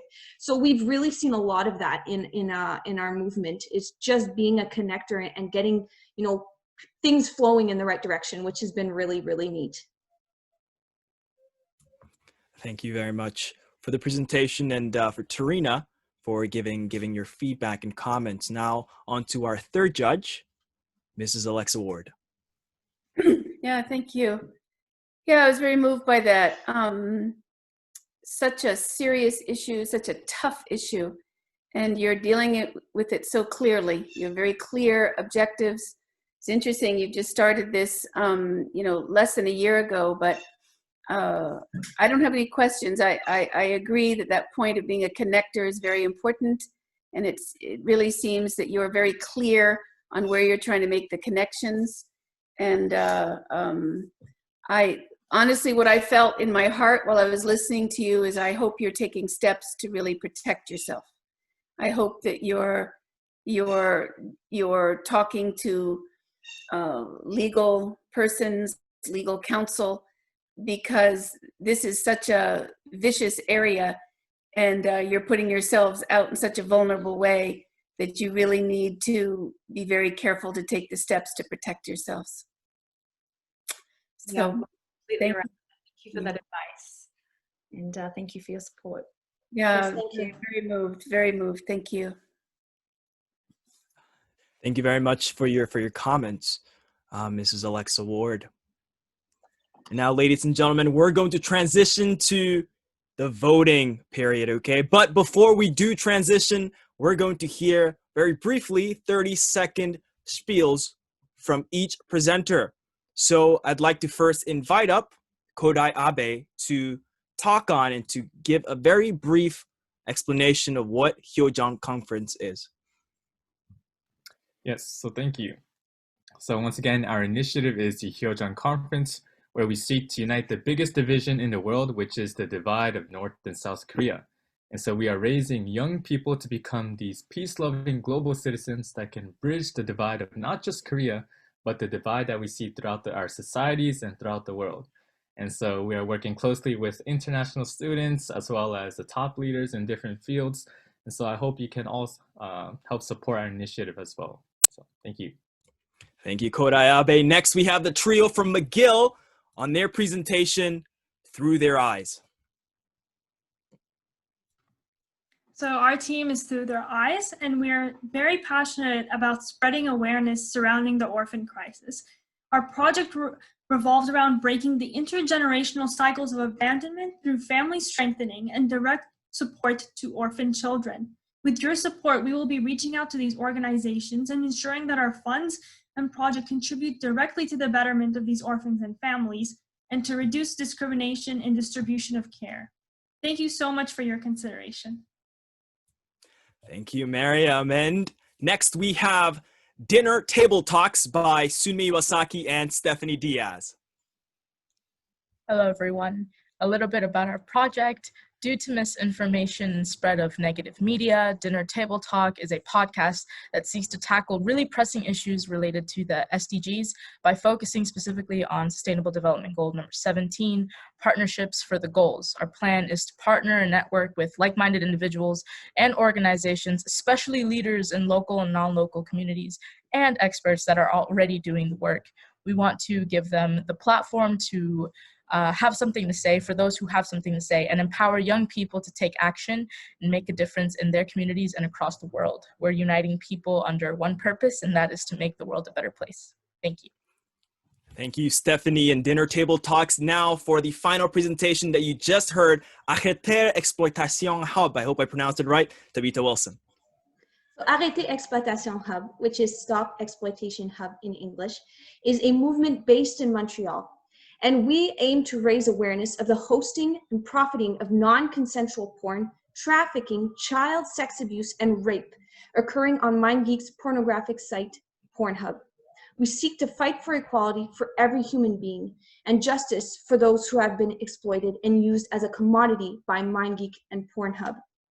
If you want to support our movement, then please go and find us on Facebook and like our page, Arrêter Exploitation Hub, and please, please, please go sign the petition. Thank you so much for your consideration. Thank you, Tabitha. That's it. Tabitha. There we go. I'm sorry for mispronouncing the entire time. But now, everyone watching, all the live audience, the reason why you're here is to decide who will represent North America in the International Synergy event. So now we're going to begin the voting process. And just to explain how it's going to work, we have 30% of the vote from the audience counting towards the final votes, and 70% from our judges who have a very intricate spreadsheet to give their votes to our presenters. So once again, you have 5 minutes, and I'll briefly walk you through how you can vote on this. If you're on Facebook, there should be a link in the chat posted to help you vote. But here is how you can help choose our winners for today. You go to the website. The website, once again, will be posted on the Facebook live chat. On the Facebook live chat, you can access it. Our moderator will post it there. And once you're here, I need you to sign in with your Facebook. Okay, once you get it, just for authentication purposes, you need to sign in with your Facebook account and continue as your account name. And now that you realize that you're signed in, you can now begin voting by clicking the vote icon right here. And as you can see, there's a first, second, third, and fourth place slot. How you decide place, second place, third place, and fourth place winners is by clicking the position on the left side. If you click second, that's what happens. If you click first, here we go. Now, once you click first, you can select if you want Black Panther to come in first place. You just check it off there, and it automatically sets it as the first. You do the same thing for second. You click that, and then maybe you like Captain Marvel, so you select that, and there we go, Captain Marvel in second place. In third place, you can select Iron Man, and in fourth place, how about Thor and Hawk? It automatically sets it there for you. But once you're done, just review it and make sure you are voting for the people you want to see get the position that you want. So once again, you can always go back here and keep changing until you feel like this is the result that you want. And once you're done with this, do not forget to save your vote. If you do not save your vote, it will not count. There we go. It's saved. And that's it. So very briefly, we are going to put up a slide with the link so that if you do not have access to the link on the Facebook chat, which you should have, you can just enter it in your browser and go there to vote. You have 5 minutes. We have 5 minutes now to vote before we come back and present something even more exciting.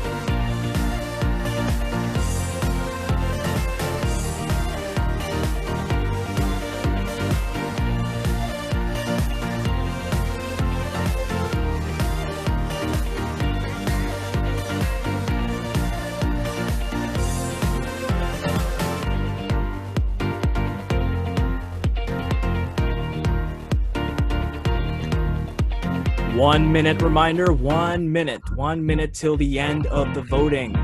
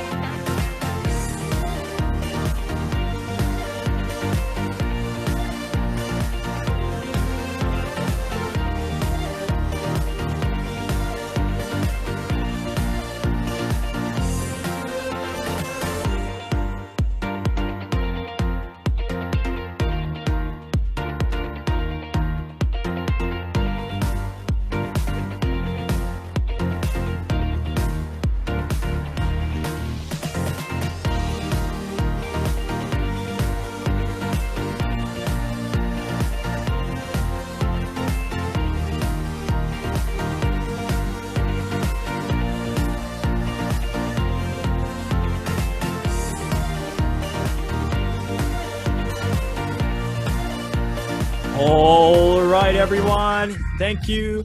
Thank you for sending in your votes. Very shortly, the voting poll will be closed. So quickly get in your votes if you didn't get it in within the first 5 minutes.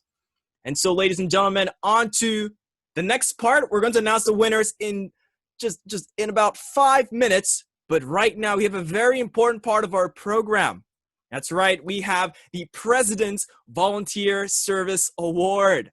If you were in the in the USA Synergy event, we had a participant there who came in 3rd place, and she is being awarded this President's Volunteer Service Award. Now, what is this? In 2003, the President's Council on Service and Civic Participation founded the President's Volunteer Service Award to recognize the important role of volunteers in America's strength and national identity. So let me briefly share my screen so you can see what we're doing. Okay. This award honors individuals whose service positively impacts communities in every corner of the nation and inspires those around them to take action too. The President's Volunteer Service Award is an opportunity to honor our most outstanding volunteers and recognize the impact they make. IAYSP is an organization certified to give various levels of this award based on volunteers' age and amount of hours of volunteer service they gave during a 12-month period. Volunteers can receive a bronze, silver, or gold award along with a certificate and letter of congratulations from the President. Today, we'll be recognizing 17-year-old Angela Mao from Long Island, New York. Angela has always had an interest in sustainability and the environment. She has been a member of her school's speech and debate team and DECA team for 3 years. She's also an active member of the Sierra Club and enjoys volunteering at beach cleanups and the Alley Pond Environmental Center. Passionate about researching a sustainable lifestyle for herself and for others, and wanting to have a positive impact on the planet, Angela believes that a balance can be struck between the environment, businesses, and our lifestyles. During the year of 2020, she volunteered a whopping 296 hours of service between researching sustainable methods and best practices for One Community Global, a nonprofit volunteer-based organization whose goal is to share information on ways to live sustainably and protect our planet, and the Wildlife Conservation Society as a volunteer discovery guide and leader for the New York Aquarium. She was also a presenter for our USA Synergy event in December and won 3rd place project grant with her rainwater harvesting proposal. With her age group as a young adult and having volunteered more than 250 hours, she will be receiving the Gold President's Volunteer Service Award. We would now like to share some congratulations from Angela's own high school principal, Dr. Giovanni Durante. 1 second, let me just share my audio. There we go. Hi, Angela. Dr. Durante here. Just wanted to congratulate you on this truly amazing achievement. We are all so proud of you and inspired by your amazing work. As a principal, what we want for each of our students is for you to immerse yourself in everything that we have to offer, not only in our building, but beyond. And you have done that and exceeded our every expectation. So I just wanted to reach out to you to wish you continued success. And I wish you, of course, the best of luck, health, and happiness. Thank you for all that you do to make us better. And once again, congratulations to you and your entire family on your amazing achievements. Thank you so much and best wishes. Thank you so much, Principal Giovanni. Now, to hear from our very own winner of this the President's Volunteer Service Award, I'd like to invite up Angela Mao. Hi, everybody. So first, I just want to say thank you so much. It's really an honor to see all my efforts recognized. I would say volunteering has probably been one of the highlights of my high school experience. It's taught me so much, from being a discovery guide at New York Aquarium or being a researcher at one community. I've learned so many skills, and it's great that I get to learn these skills at the same time while helping other people. I think it's definitely such an inspiring part of my life, and I just want to say thank you to everybody who helped me get this award, to my family, to my friends, to just everybody. Thank you so much. Thank you very much, Angela, and congratulations on receiving the Gold Presidential Service Award. Incredible, incredible young lady, and she's only 17. All right, everyone. Well, now is the moment you've been waiting for ever since you joined this live stream, I bet. And we're going to announce our winners in the positions for today's North American Synergy event. So if all the participants, presenters can turn on their cameras so that we can broadcast this all to the rest of the world, that would be great. And to put on some of my sort of conglory vibe here, here's my background. All right, everyone, now to announce our fourth place. In fourth place, just give me 1 second. 1 second. I actually didn't get the results yet.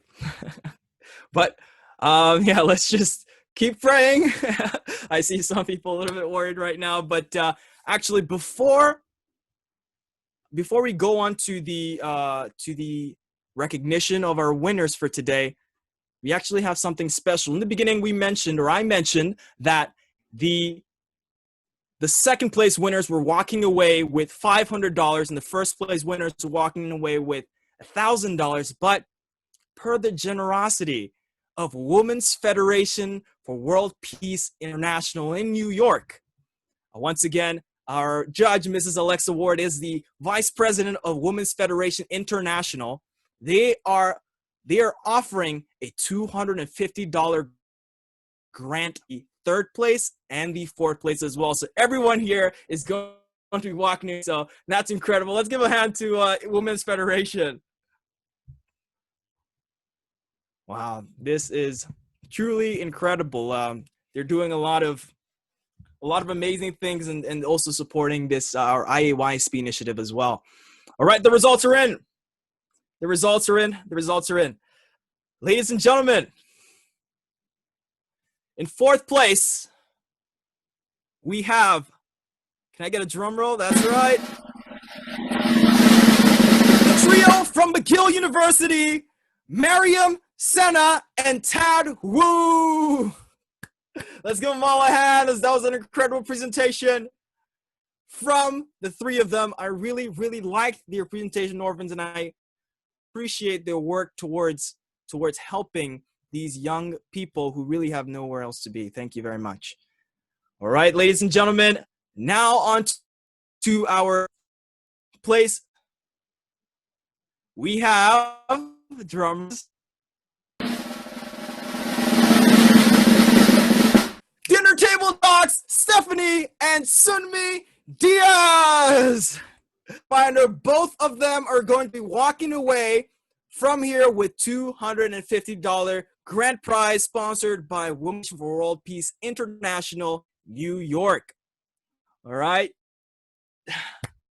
Whatever I announce next will determine the winner, but are you ready? Okay, so in second place, and this was very close.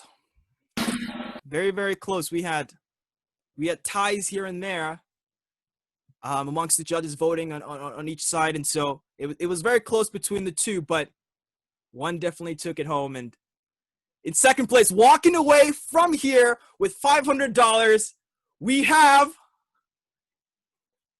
Gyeongjang Conference by Kodai Ale, and that means our winners for the regional North American synergy is the Arrêter Exploitation Hub by Tabita and Rafaela. Let's give them a hand. Walking away with $1,000, as well as representing North America. Representing North America in the international YSP Synergy event, we have Arrêter Exploitation Hub. Let's give them a hand. And of course, I'd like to recognize everyone who also presents as well. All incredible people. Thank you for participating today in this event, but it's not over yet. It's not over yet. Do not tune out. We're going to hear a few things, but before I do, give me 1 second. Yes, we'd like to hear some closing remarks from our IAYSP president. He's been here the whole time supporting us. A lot of work came into bringing this together today, and the IAYSP president of the North American region, he headed this whole initiative of synergy. We have Milhan Stevens. Take it away, Milhan. Oh, thank you so much, Russ Fred. Let's give him a big hand for bringing the energy, the life of this party we're having here, which is, yes, thank you so much, Russ Fred. And, and thank you, all of you, our staff, our Secretary General, Naria Gorder, our presenters, our judges, and all of you viewers out there too. I mean, every one of you made this experience what it is, and so much more than what I would have even expected. I feel like we're coming together in a way that even we can't imagine. That's the power of synergy. A lot of times we cannot predict what can happen. And so I'll share just a few words. And first is that my personal aspiration is to be each of your greatest fans. We have a world right now with social unrest. We have huge climate change issues, natural disasters, poverty, criminal acts that are happening in broad daylight, that it's going to take young people to really be that spark. I mean, we were having our closing session with our judges last week, or at our US Synergy, and I felt this plead from our civic leaders of today to ask us to run for office, to be involved in policy development, because we need help. And I feel like with our genuine interest to do better in the world, we are going to be needed. But I'm very hopeful because we're here. I feel like the political will is very high, and we're seeing that even as a result of this event today. And now that we're in a time where online platforms, this is going to be more powerful than ever. And as young people, I know how Tarina puts this, like, we're not the leaders of tomorrow or the leaders of today. And I hope that this event can be a reminder of that. And I just want to leave you with this idea that I'm seeing happening around the world. We have YSP has chapters in 48 countries around the world. Every one of them very active, doing service, and really taking care of these issues our planet's facing. And I'm seeing this convergence. That's kind of my word for it. Everyone is striving, trying to be better, to do better, and they're seeing other people doing amazing things. And we're seeing this convergence happening where all of us can be on the same team to build a better planet. And so with that, I just want to leave you with this word: peace starts with me. It really does. And I hope all of you viewing can see that in these projects you've heard today. And thank you again. And see you next time. And congratulations to our Stop Pornhub team that's going to international. You're going to represent us well, I know. So you have our full support. Congratulations, and see you next time. Thank you, President Milhan Stevens of IAYSP USA. All right, now let's hear some closing remarks from our very own judges. Let's start with Mrs. Alexa Ward. Thank you, Reshfred. Actually, this was a wonderful experience for me. We were asked to evaluate according to certain categories. And there was one called energy and inspiration, and I gave actually all 4 groups the highest. The level of passion you have, the level of commitment you have to these issues is really remarkable. And for me, that speaks very, very loud. That's so encouraging to see young adults with that kind of commitment and passion. So I just wanted to share a couple of just personal points. These are totally personal points that have kind of guided me through the years with charitable work and not-for-profit work and activist work. And one point is to really remember that we are one human family. So we're trying to solve problems from the point of view of being one human. And it's good to be able to people you don't agree with, and to be able to dialogue with them, able to really. I'm a little concerned to say this, the one that's dealing with the porn issues, because that's such a serious issue. But anyway, it's good to be able to speak to the people who don't necessarily agree with you and build those bonds too, because you never know how you can touch their passion. And to make and cultivate long-term relations. So, I saw to her email address here, every opportunity is, every event, every opportunity is a time to make a new relationship, not just related to that project, but really cultivate them long-term, keep them with you, and make them part of your effort throughout your life.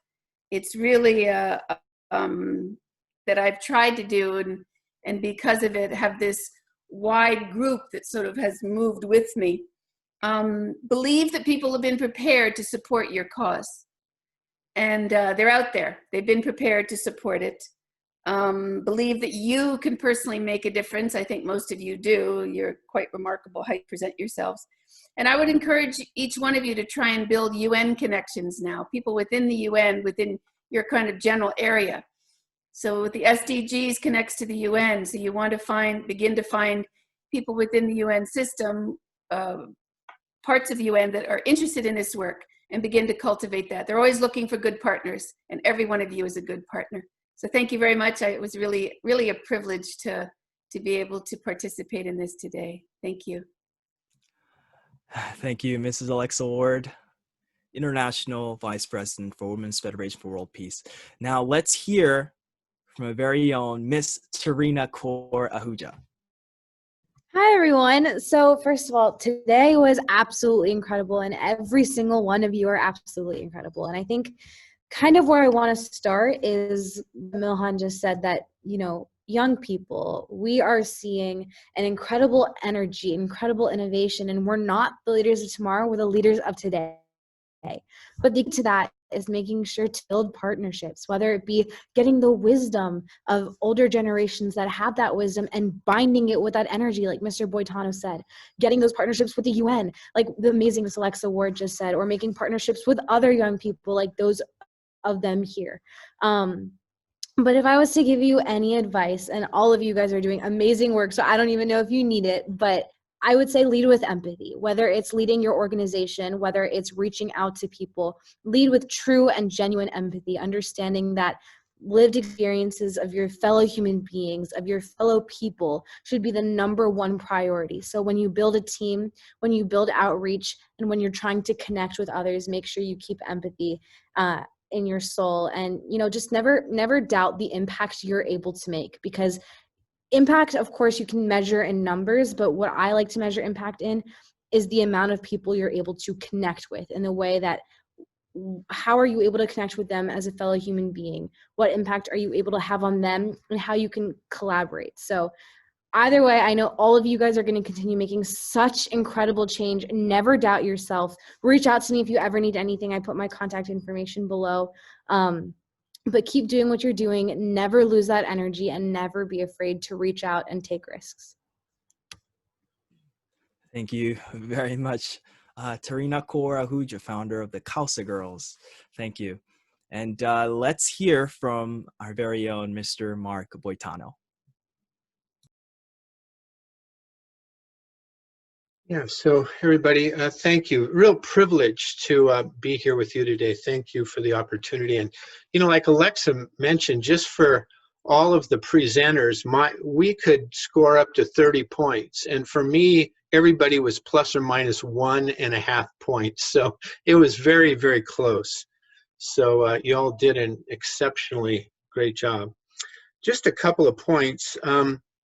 Number one, you know, as an old guy, one of the things I've learned is that, you know, you have to persist. When you have a goal, you have to persist.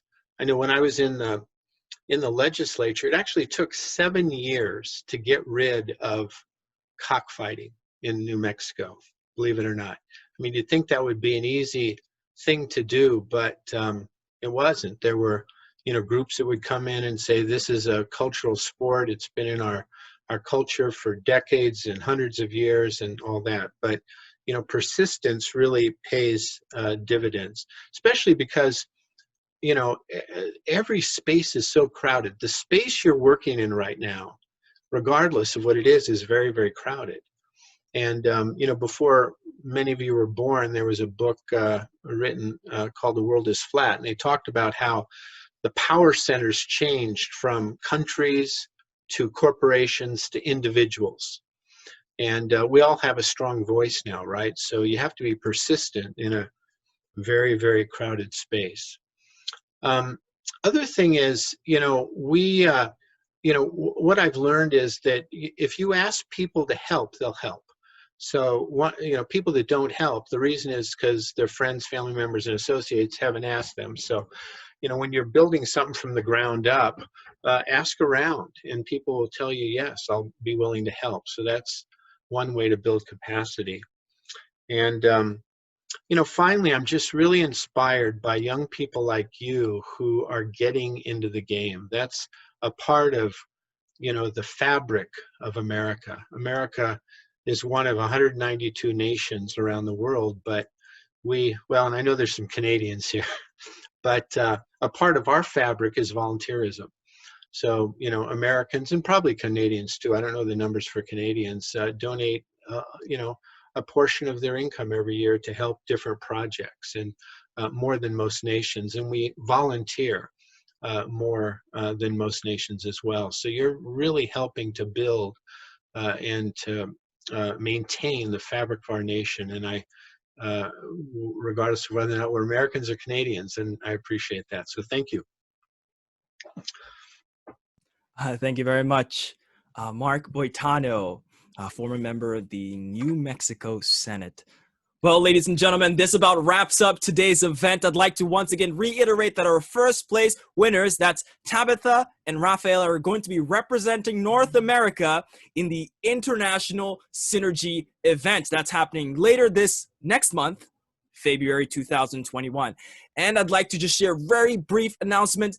Martin Luther King Day is happening this coming Monday. So I'd like to encourage everyone to find some form of service in their community that you can contribute to, not just on that day, but any of the MLK 40 days of service from January 15 to February 28th.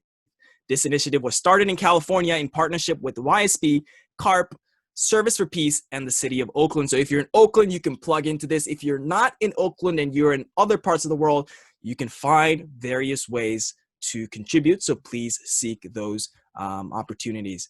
And last but definitely not least, we'd like to end it all. It didn't happen without a picture, right? So everyone in here, I'd like all of you to turn on your cameras, and our very own tech guy, Ricky, will take a screenshot of all of this. But everyone turn on your cameras. And let's say hi to our Facebook audience who have been here the entire time, watching us and supporting us.